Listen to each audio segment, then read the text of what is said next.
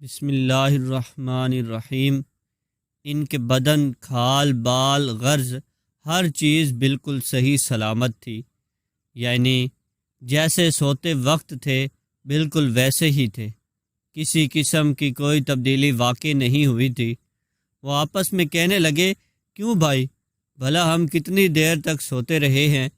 ایک نے جواب دیا، 1 دن یا اس سے بھی کم۔ یہ بات اس نے اس لیے کہی تھی کہ وہ صبح کے وقت سوئے تھے اور جب جاگے تو شام کا وقت تھا، اس لیے انہوں نے یہی خیال کیا کہ وہ 1 دن یا اس سے بھی کم سوئے ہیں۔ پھر ایک نے یہ کہہ کر بات ختم کر دی، اس کا درست علم تو اللہ کو ہے۔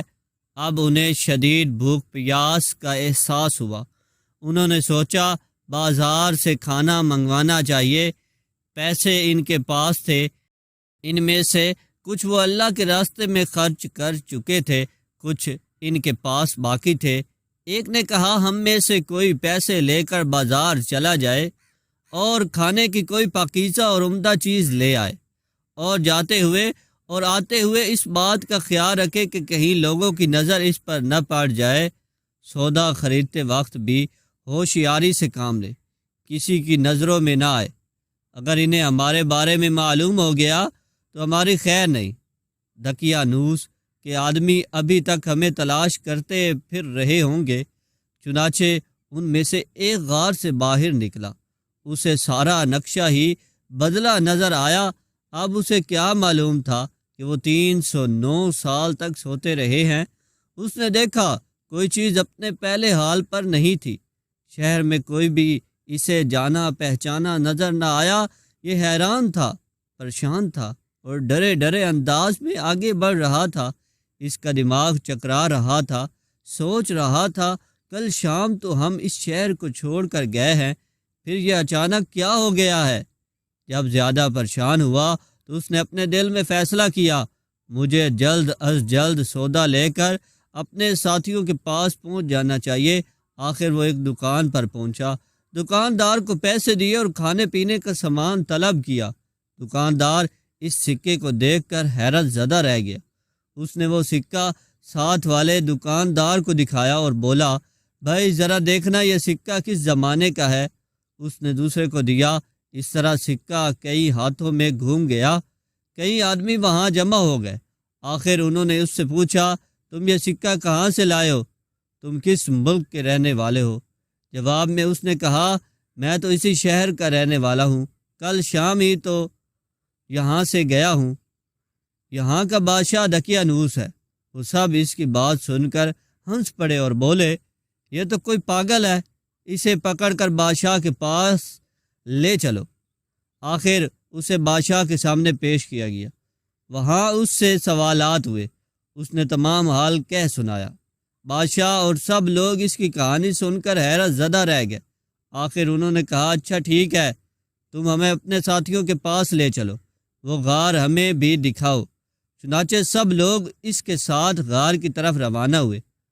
ان نوجوانوں سے ملے اور انہیں بتایا کہ دقیانوس کی بادشاہت ختم ہوئے 300 صدیاں بیت چکی ہیں اور اب یہاں اللہ کے نیک بندوں کی حکومت ہے۔ بہرحال ان نوجوانوں نے اپنی بقیہ زندگی اسی غار میں گزاری اور وہیں وفات پائی۔ بعد میں لوگوں نے ان کے اعزاز کے طور پر پہاڑ کی بلندی پر ایک مسجد تعمیر کی تھی۔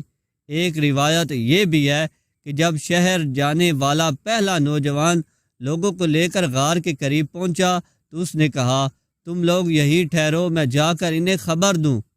اب یہ ان سے الگ ہو کر غار میں داخل ہو گیا۔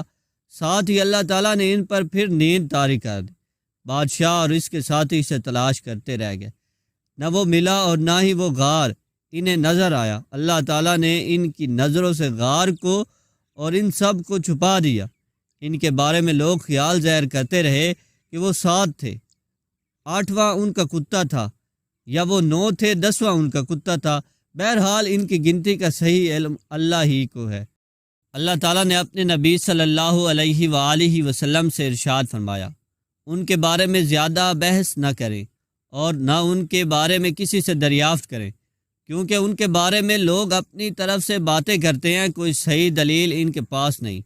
مشرکین کا دوسرا سوال تھا ذوالقرنین کون تھا؟ ذوالقرنین کے بارے تفصیلات یوں ملتی ہیں۔ ذوالقرنین ایک نیک، خدا رسیدہ اور زبردست بادشاہ تھا۔ انہوں نے 3 بڑی مہمات سر کیں۔ پہلی مہم میں وہ اس مقام تک پہنچے جہاں سورج غروب ہوتا ہے۔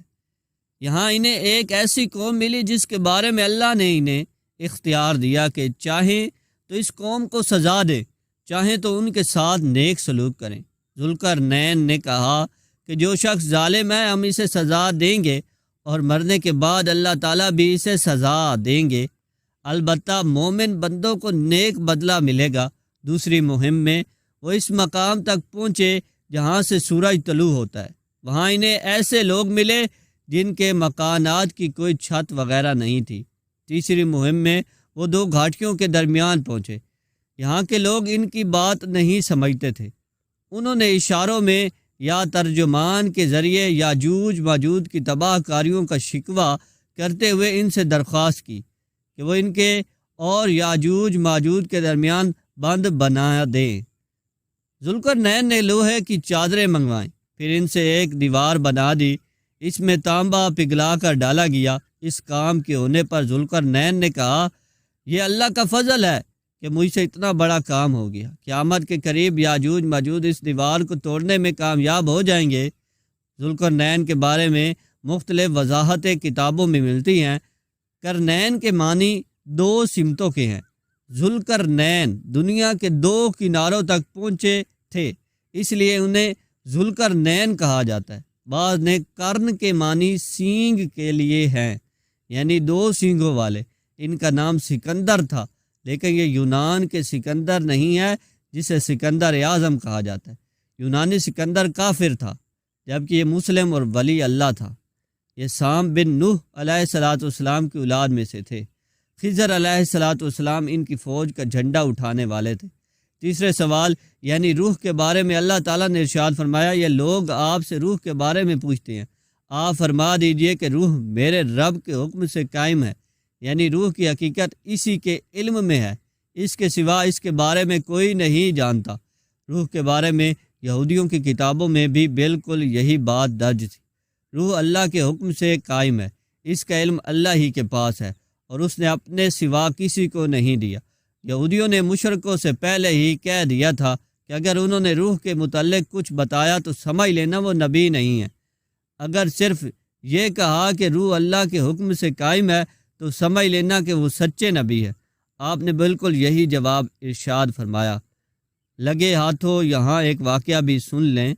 جب مسلمانوں نے ہندوستان فتح کیا تو ہندو مذہب کا ایک عالم مسلمان عالموں سے مناظرہ کرنے کے لیے آیا۔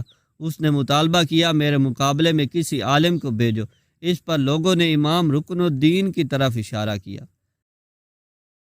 مزید ایسی اسلامک ویڈیوز اور واقعات سننے کے لیے ہمارے چینل کو سبسکرائب، لائک اور شیئر کرنا مت بھولیے۔